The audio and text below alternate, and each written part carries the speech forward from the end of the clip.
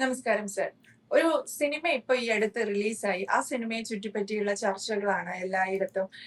നമ്മൾ ചില കാര്യങ്ങളിൽ നമ്മൾ പൊതുവെ പറയും. ഒരാൾക്ക് കൊള്ളേണ്ടടുത്ത് കൊള്ളണം. പക്ഷെ നേരിട്ട് അത് അയാളോട് കമ്മ്യൂണിക്കേറ്റ് ചെയ്യാൻ പറ്റില്ല.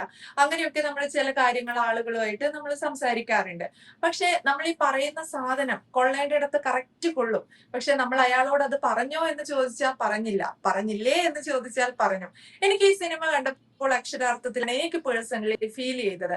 അപ്പം ഈ ഒരു കാര്യത്തെ ഇങ്ങനെ പൊതിഞ്ഞ് കെട്ടി പറഞ്ഞ് ആൾക്കാരെ കബളിപ്പിക്കുന്ന രീതിയിലൊക്കെ പറഞ്ഞു വെച്ച് അങ്ങനെയൊക്കെ സൃഷ്ടിക്കപ്പെടേണ്ടുന്ന ഒന്നാണോ സിനിമ? ഒന്നാണോ എന്ന് ചോദിച്ചാൽ അതൊരു വലിയ ചോദ്യമാണ്. കാര്യം എന്ന് പറഞ്ഞു കഴിഞ്ഞാൽ ഇത് നമ്മുടെ ചരിത്രാതീത കാലം തുടങ്ങി ഇത്തരം സംഭവങ്ങളുണ്ട്. അത് സിനിമയിൽ കൂടിയായാലും ശരി, നാടകങ്ങളിൽ കൂടിയായാലും ശരി, നോവലിൽ കൂടിയായാലും ശരി, വെറുതെയുള്ള സംസാരത്തിൽ കൂടിയായാലും ശരി, നമ്മൾ ഒരാളെ മാനിപ്പുലേറ്റ് ചെയ്യാൻ വേണ്ടി, അതായത് അയാളുടെ ചിന്തകളെ മാനിപ്പുലേറ്റ് ചെയ്യാൻ വേണ്ടി, അയാളുടെ രീതികളെ മാനിപ്പുലേറ്റ് ചെയ്യാൻ വേണ്ടി പറയാതെ പറയുന്ന ഒരു സങ്കല്പം കമ്മ്യൂണിക്കേഷൻ, അൾട്ടീരിയർ കമ്മ്യൂണിക്കേഷൻ എന്നൊക്കെ പറയും. അതിൻ്റെ പേരാണ്, എൻ്റെ ഒഫീഷ്യലായിട്ടുള്ള പേരാണ് സബ്ലിമിനൽ മെസ്സേജ്. സബ്ലിമിനൽ മെസ്സേജിങ് എന്ന് പറയും. സബ്ലിമിനൽ ഇത് എന്താണെന്ന് ചോദിച്ചു കഴിഞ്ഞാൽ, നമ്മളിപ്പോൾ നേരിട്ട് ഒരു കൊലപാതകം കാണിക്കുന്നു, ഒരു വയലൻസ് കാണിക്കുന്നു, അല്ലെങ്കിൽ ഒരു ആശയം പറയുന്നു. അത് കേൾക്കുന്നവർക്ക് ഞാൻ പറയുന്നത് ഇതിന് മനസ്സിലാവുമെങ്കിൽ അത് സബ്ലിമിനൽ മെസ്സേജ് അല്ല, അത് വളരെ ഡയറക്റ്റ് കമ്മ്യൂണിക്കേഷനാണ്. പക്ഷേ ഞാൻ പറയാതെ ചിലത് പറയും. ഞാൻ ചില ആക്ഷൻസ് കാണിക്കുമ്പോൾ നീതുവിന് അങ്ങനെ തോന്നും. അത് ഞാൻ പറഞ്ഞിട്ടില്ല. ആ പറയുന്ന ഒന്നും ഈ പറയുന്നതും കേൾക്കുന്നതൊക്കെ ഡയറക്റ്റ് മെസ്സേജിങ് ആണ്. പറയാതെ പറയുന്നതിനെയാണ് സബ്ലിമിനൽ മെസ്സേജ് എന്ന് പറയുന്നത്. എന്താണത്? നമ്മൾ എന്നത് കാണുമ്പോൾ അറിയാതെ തന്നെ, ഞാനൊരു കാര്യമോ അല്ലെങ്കിൽ ഒരു കാണുമ്പോൾ തന്നെ അറിയാതെ തന്നെ അവൻ്റെ മനസ്സിൽ ഒരാശയം, ഒരു വികാരം, അല്ലെ അവൻ്റെ ചിന്തകൾക്ക് ഒരു തടസ്സം, അല്ലെ അതിനെ വഴിതിരിച്ചു വിടൽ, ഇങ്ങനെ ഒരു സംഭവം അവൻ്റെ മനസ്സിൽ എനിക്ക് പ്ലാൻ ചെയ്യാൻ പറ്റുമെങ്കിൽ, അല്ലെങ്കിൽ പ്ലാന്റിങ് ഒരു ഐഡിയ സബ് കോൺഷ്യസ്ലി എന്ന് പറയും, അവൻ്റെ ഉപബോധ മനസ്സിലേക്ക് എനിക്ക് കടത്തിവിടാൻ പറ്റുമെങ്കിൽ അതിനെയാണ് സബ്ലിമിനൽ മെസ്സേജിങ് എന്ന് പറയുന്നത്. അപ്പോൾ ഒരിക്കലും ഈ കാണുന്നവനും അത് കേൾക്കുന്നവനും അത് മനസ്സിലാകില്ല എന്നുള്ളതാണ്. അങ്ങനെ മനസ്സിലായി കഴിഞ്ഞാൽ പിന്നെ അതിൻ്റെ പ്രസക്തി നഷ്ടപ്പെട്ടു. അത് പിന്നെ നമ്മൾ ഡയറക്റ്റ് കമ്മ്യൂണിക്കേഷൻ. അതുകൊണ്ട് തന്നെയാണ് അതിൻ്റെ ചൂഷണ സാധ്യത. അവൻ്റെ ചിന്തകളെയും അവൻ്റെ പ്രതികരണങ്ങളിലും അത് പ്രതിഫലിക്കും. അവൻ മനസ്സിലാവില്ല, പക്ഷെ അവൻ്റെ ചിന്തകളിലും അവൻ്റെ പ്രവർത്തികളിലും അവൻ്റെ പ്രതികരണങ്ങളിലും അത് നിഴലിക്കും. അപ്പോൾ അങ്ങനെ നമ്മൾ ഉപയോഗിക്കുമ്പോൾ സിനിമ അതിന് ഏറ്റവും മികച്ച ഒരു മാധ്യമമെന്നാണ് പറയപ്പെടുന്നത്.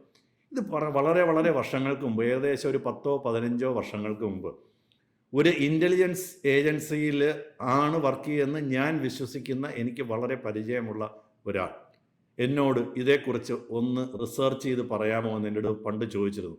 അദ്ദേഹത്തിൽ നിന്നാണ് സത്യം പറഞ്ഞാൽ ഞാൻ ഈ ആദ്യമായി ആശയം എൻ്റെ മനസ്സിലേക്ക്, ഞാൻ അങ്ങനെ ഒരു സാധനത്തിൻ്റെ മെഡിസിനൊക്കെ പഠിച്ചുവെങ്കിലും ഞാൻ അങ്ങനെ ധാരാളം കാര്യങ്ങളിൽ ഇടപെട്ടിട്ടുണ്ടെങ്കിലും ഞാൻ ഇങ്ങനൊരു സംഭവത്തിനെ പറ്റി കേട്ടിട്ടില്ല എന്നുള്ളതാണ് വാസ്തവം. അപ്പോൾ അദ്ദേഹം എൻ്റെ അടുത്ത് പറയും, ഇങ്ങനൊരു സംഭവമുണ്ട്, ഒന്ന് ഡോക്ടർ വിശദമായിട്ട് പഠിച്ചിട്ട് അതിനെക്കുറിച്ച് നമുക്കൊന്ന് ഡിസ്കസ് ചെയ്യാമെന്ന്. ഇത് വളരെ വളരെ പണ്ടാണ്, പക്ഷേ അന്ന് മുതൽ ഞാൻ ഇതിൻ്റെ പുറകെ നടക്കുന്ന ഒരാളാണ്.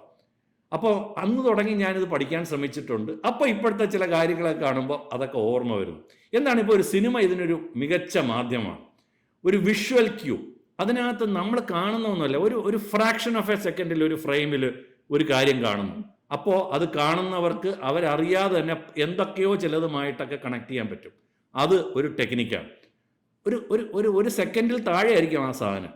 അതുപോലെ തന്നെ ഒരു ഓഡിയോ ട്രിക്സ് ഉണ്ട്. എന്താണ്, ഈ ഒരു പ്രത്യേക ഒരാൾ വരുമ്പം ഒരു ലോ ഫ്രീക്വൻസി ഹമ്മിങ്, ഈ സൗണ്ടുകൾ റിവേഴ്സായിട്ട് പ്ലേ ചെയ്യുക, ഇതൊക്കെ ഇന്നിപ്പോൾ പോസിബിളാണ്.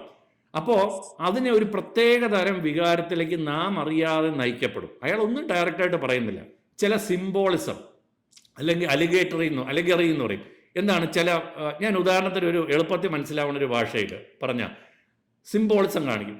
ഈ ലെഫ്റ്റ് റൈറ്റ് ലെഫ്റ്റ് എന്ന് പറഞ്ഞ് പണ്ടൊരു സിനിമ വന്നിരുന്നു. ആ സിനിമയിൽ ഒന്നും ഒരിടത്തും പറയുന്നില്ല ഇത് ആരാണെന്നൊന്നും പറയുന്നില്ല. പക്ഷെ അതിനകത്തൊരു ആളിനെ വളരെ ഇപ്പോഴും നമുക്കറിയാവുന്ന ഒരു നേതാവുമായിട്ട്, അതിനകത്ത് ആ മന്ത്രിക്ക് അതേ പദവിയൊക്കെ തന്നെയാണ് തോന്നുന്നു ഇപ്പോഴും ഉള്ളത്, വളരെ കൃത്യമായിട്ട് കാണുന്നവർക്കെല്ലാം മനസ്സിലാവും, പറയാതെ തന്നെ മനസ്സിലാവും. അതാണ് സിംബോളിസം.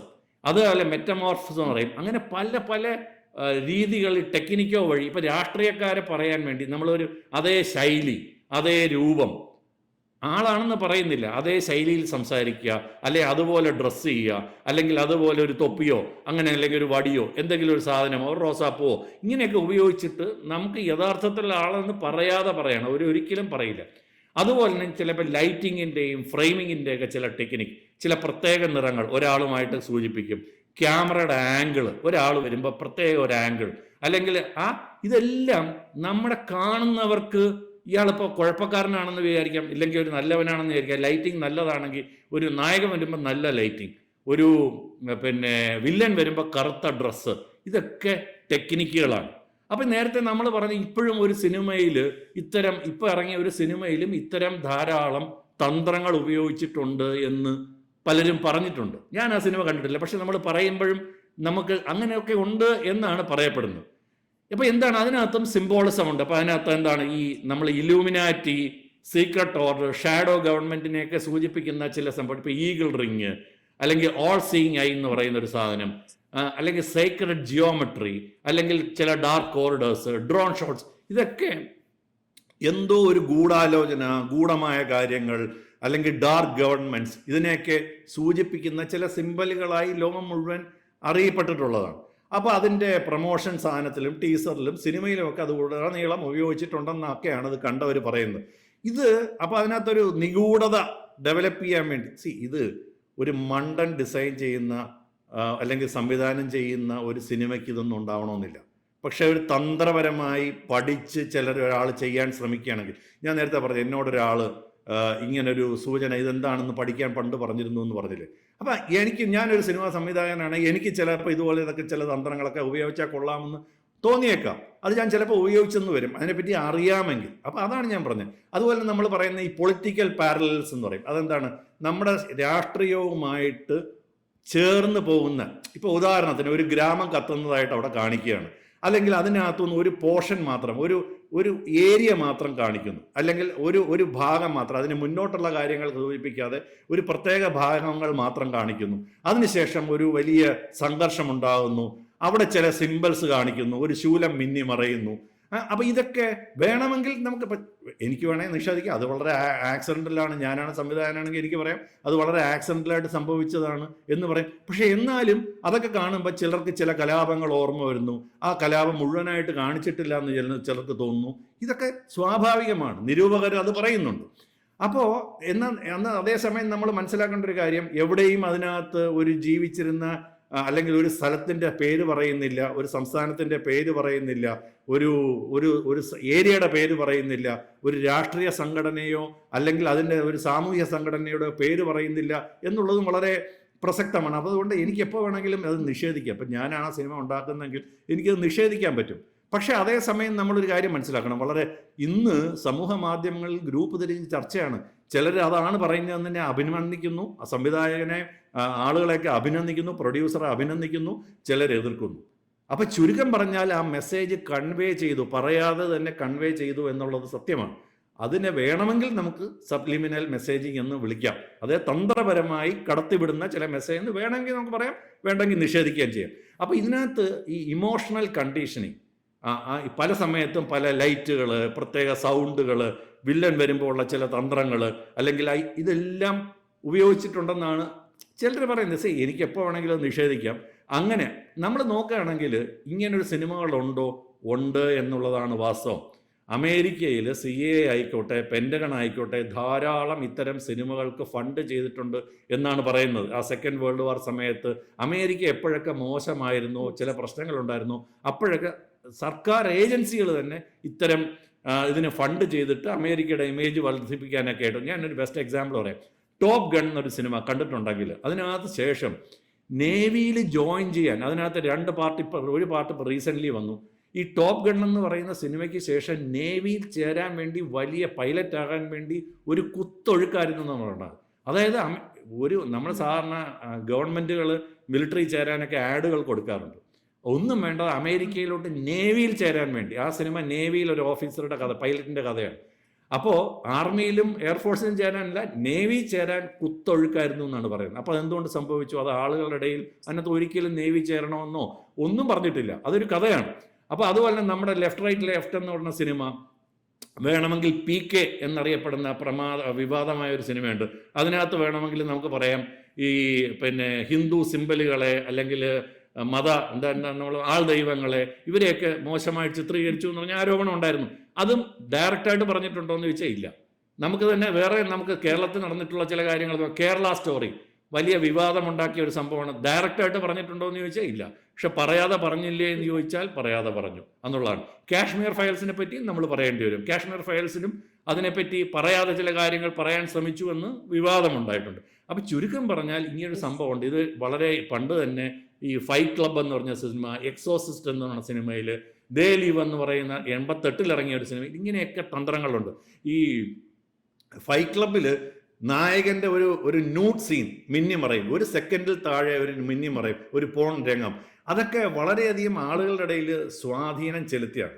ഇനി നമ്മൾ പ്രേക്ഷകർ എന്ത് ശ്രദ്ധിക്കണം എന്നുള്ളത് വളരെ പ്രധാനമാണ്. ഇത്തരം ഒരു സിനിമ നിങ്ങൾ കാശ് കൊടുത്ത് ഒരു സിനിമ തിയേറ്ററിൽ ചെല്ലുമ്പോൾ നിങ്ങൾക്കൊരു പാക്കേജ് നിങ്ങളറിയാതെ നിങ്ങൾക്ക് തരുന്നുണ്ടോ എന്ന് പരിശോധിക്കാൻ, അതായത് ചില താല്പര്യങ്ങൾ അടങ്ങിയ ഒരു പാക്കേജ് നിങ്ങൾക്ക് തരുന്നുണ്ടോ എന്ന് തിരിച്ചറിയാൻ നമ്മൾ ബുദ്ധിയുള്ളവർ കാണുകയാണെങ്കിൽ, അല്ലെങ്കിൽ നമ്മൾ അതിന് വശംവദരായിപ്പോവും. അപ്പോൾ അതുകൊണ്ട് ഇങ്ങനത്തെ സാധനം ഇങ്ങനത്തെ സംഭവങ്ങൾ സ്ക്രീനിൽ കാണുകയാണെങ്കിൽ, ഒരു ചിഹ്നം കാണിക്കണം, ഒരു ശൂലം കാണിക്കുകയാണെങ്കിൽ, അല്ലെങ്കിൽ ഒരു വയലൻസ് കാണിക്കുകയാണെങ്കിൽ, ഇപ്പം ഞാൻ ശൂലത്തിൻ്റെ കഥ പറഞ്ഞാൽ, ഈ ശൂലത്തുമായിട്ട് ഒരു കലാപവുമായിട്ട് ചേർന്ന് വളരെ ഭ്രൂണം ഹത്യ എന്നൊക്കെ പറഞ്ഞ് പല കാര്യങ്ങളും നമ്മൾ കേട്ടിട്ടുണ്ട്. ഗർഭിണി പെട്ടെന്ന് ശൂലം ഡയറക്റ്റ്ലി കാണിക്കണ്ട, ശൂലം ഒന്ന് മിന്നി മറഞ്ഞാൽ ഇത് കാണുന്നവരുടെ ഇടയിൽ എന്ത് കയറുമെന്ന് ബുദ്ധിയുള്ളവൻ അറിയാം. ഇതാണ് അതിൻ്റെ സത്യം. അത് പറയാതെ പറയുകയാണ്. അപ്പം അങ്ങനെ കാണിക്കുമ്പം അതിൻ്റെ പുറകിലൊരു കള്ളക്കളി ഉണ്ടോ എന്ന് ചിന്തിക്കാനെങ്കിലും പ്രേക്ഷകൻ പഠിച്ചിരിക്കണം. എനിക്ക് നല്ല ഒരു അവബോധം അല്ലെങ്കിൽ അവയർനെസ് ഉണ്ടെങ്കിൽ എന്നെ എളുപ്പം മാനിപ്പുലേറ്റ് ചെയ്യാൻ പറ്റില്ല. ഞാനൊരു മണ്ടനായിട്ട് ഒരു ആവേശത്തോടുകൂടി, വീരാരാധനയോടുകൂടി, താരാരാധനയോടുകൂടി, അല്ലെങ്കിൽ സംവിധായകനോടുള്ള വലിയ പെരുത്തിഷ്ടത്തോടുകൂടി അത് ചെന്നിരുന്ന് കാണുകയാണ്, അയാൾ പറയണതൊക്കെ നമ്മൾ അറിയാതെ വിഴുങ്ങും എന്നുള്ളതാണ്.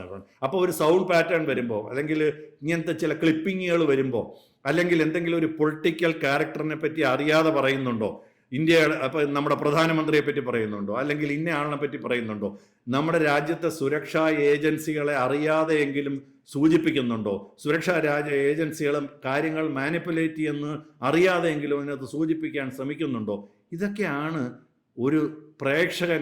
അതിനകത്തൊരു സത്യമുണ്ടോ എന്നും ചിന്തിക്കണം. അയാൾ ആ പറയുന്നതിനകത്തൊരു സത്യമുണ്ടോ, ഇത് എന്നെ മാനിപ്പുലേറ്റ് ചെയ്യാൻ ശ്രമിക്കുകയാണോ. അപ്പോൾ അങ്ങനെ ഞാൻ പറഞ്ഞു വന്നത്, നമ്മളെ മാനിപ്പുലേറ്റ് ചെയ്യാൻ ആരെയും അനുവദിക്കാൻ പാടില്ല. അതിനുള്ള ശ്രമങ്ങൾ എന്നും നടന്നിട്ടുണ്ട് എന്നുള്ളത് സത്യമാണ്. ഇപ്പോൾ അതിനകത്ത് ഈ നിയമത്തിൻ്റെ പല പ്രശ്നങ്ങളും ഉള്ളതുകൊണ്ട് ആരും ഒന്നും ഡയറക്റ്റായിട്ട് ഇപ്പോൾ പറയില്ല. അങ്ങനെ ഡയറക്റ്റായിട്ട് പറഞ്ഞു കഴിഞ്ഞപ്പോൾ, ഒരു ഉദാഹരണത്തിന് ഒരു രാഷ്ട്രീയ പാർട്ടിയുടെ പേരോ ഒരാളുടെ പേരോ എന്തെങ്കിലും സൂചിപ്പിച്ച് കഴിഞ്ഞാൽ അത് അവർ പ്രശ്നം ഉണ്ടാക്കും. അപ്പോൾ അത് പറയാതെ ഇത്തരം ചില തന്ത്രം എന്നെ കാണുന്നവർക്ക് മനസ്സിലാകും എന്തോന്നോ പറയാൻ ശ്രമിക്കുന്നു. അപ്പോൾ ഈ പറയുന്ന ആൾക്കൊരു പ്രത്യേക താല്പര്യമുണ്ടോ എന്ന് നമ്മൾ ചുമ്മാ ചിന്തിക്കണം. ഈ പറയുന്ന ആൾ നമ്മളെ മാനിപ്പുലേറ്റ് ചെയ്യാൻ ശ്രമിക്കുക എന്നാണോ? ഈ കഥ എഴുതിയവൻ നമ്മളെ പറ്റിക്കുകയാണോ? അല്ലെങ്കിൽ ഈ പാട്ട് പറഞ്ഞവൻ, ഈ കവിത പാടിയ ആൾ നമ്മളെ പറ്റിക്കുകയാണോ എന്ന് ചിന്തിക്കാനെങ്കിലും ഒരു പ്രേക്ഷകൻ തയ്യാറാവണം. ഇങ്ങനെ ഇത് ഇൻ്റലിജൻസ് ഏജൻസികൾ ഉപയോഗിക്കാറുണ്ട്, വാർ ടൈമിൽ ഉപയോഗിക്കാറുണ്ട്, ഇലക്ഷൻ സമയത്ത് ഉപയോഗിക്കാറുണ്ട്. ഈ സർക്കാർ പലപ്പോഴും ഒഫീഷ്യലി സർക്കാർ മാനിപ്പുലേറ്റ് ചെയ്യാൻ വേണ്ടി ഇത് ഉപയോഗിച്ചിട്ടുണ്ട്. അപ്പോൾ ഇതാണ് ഇതിൻ്റെ ഒരു വലിയ തന്ത്രമെന്നാണ് എനിക്ക് പ്രധാനമായിട്ട് ഒരു ആഭവമായിട്ട് പറയാനുള്ളത്. ഇതൊരു കുഴപ്പം പിടിച്ച ഒരു വലിയ കലയാണ്. എന്നാൽ അങ്ങനെ ഉണ്ടെന്ന് ആരും സമ്മതിക്കാറില്ല. പക്ഷെ അങ്ങനെ ഒന്നും ഉണ്ടെന്ന് പലരും പറയുന്നു. നിങ്ങൾക്ക് വേണമെങ്കിൽ ഇൻ്റർനെറ്റിൽ സബ് ലിമിനൽ മെസ്സേജ് എന്ന് അടിച്ചു നോക്കിയാൽ ചില കാര്യങ്ങളൊക്കെ വന്നെന്നിരിക്കും. എല്ലാം വരണമെന്നില്ല. ഇതാണ് അതിൻ്റെ ഒരു ബാക്ക്ഗ്രൗണ്ട്. തീർച്ചയായും ഇപ്പം ഇറങ്ങിയ ചർച്ച ചെയ്തുകൊണ്ടിരിക്കുന്ന സിനിമ ഒരു സബ് ലിമിനൽ മെസ്സേജ് കൺവേ ചെയ്യാനാണ് ട്രൈ ചെയ്തിരിക്കുന്നതെന്ന് വ്യക്തമാണ്. എനിവേ, താങ്കളുടെ ഈ വിഷയത്തിൽ താങ്കൾ ചൂണ്ടിക്കാണിച്ച ഓരോ പോയിന്റും വളരെ പ്രസക്തമായിരുന്നു. Thank you so much. കൂടുതൽ വാർത്തകളും വിശേഷങ്ങളും നിങ്ങളിലേക്ക് എത്താൻ ABC മലയാളം സബ്സ്ക്രൈബ് ചെയ്യുക, ബെൽ ബട്ടണും അമർത്തുക.